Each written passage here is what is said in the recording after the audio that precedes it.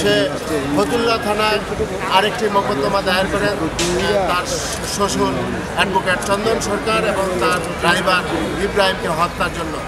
এই হত্যাকাণ্ডের দীর্ঘ 3 দিন পরে 30 তারিখে শীতলক্ষা নদী থেকে 7টি লাশ উদ্ধার করা হয়, যা আপনারা বিভিন্ন মিডিয়াতে সেগুলো দেখিয়েছেন। এরপরে আপনারা জানেন প্রায় 1 বছর হলো। এই 1 বছর তদন্ত শেষে আজকে এই মামলার যে তদন্তকারী কর্মকর্তা জেলা গোয়েন্দা শাখার তদন্ত কর্মকর্তা জনাব মামুনুর রশিদ সাহেব আজকে বিজ্ঞ আদালতে 2টি মামলাতেই অভিযোগপত্র দাখিল করেছেন। 2টি অভিযোগপত্রের 16 পৃষ্ঠার অভিযোগপত্র, সেই অভিযোগপত্রগুলি আজকে বিজ্ঞ আদালতে দাখিল করেছেন।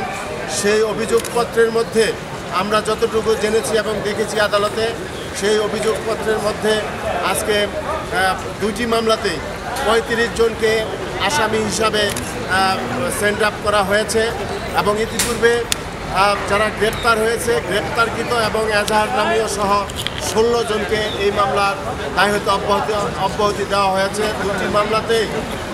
2টি মামলাতেই আমরা যতটুকু দেখেছি 127 জন করে সাক্ষী মান্য করা হয়েছে এবং এই মামলায় যে আলামত উদ্ধার করা হয়েছে 162 ধরনের আলামত এই মামলার মধ্যে উদ্ধার করা হয়েছে। আজকে সেই অভিযোগপত্রটি বিজ্ঞ আদালতে দাখিল করা হয়েছে। দাখিলের পরে আগামী 11ই মে এই অভিযোগপত্রটি গ্রহণের বিষয় প্রথমে শুনানি হবে। এখানে আজকে যে আদালতে এই অভিযোগপত্রটি উপস্থাপন করা হয়েছে, আমাদের নারায়ণগঞ্জের সিনিয়র জুডিশিয়াল ম্যাজিস্ট্রেট বেগম চাঁদনি রূপম এর আদালতে উপস্থাপন করা হয়েছে। তিনি সিন করে এই নথিটি, এই অভিযোগপত্রগুলি আজকে নথিভুক্ত করেছেন এবং এই মামলায় আপনারা দেখেছেন যে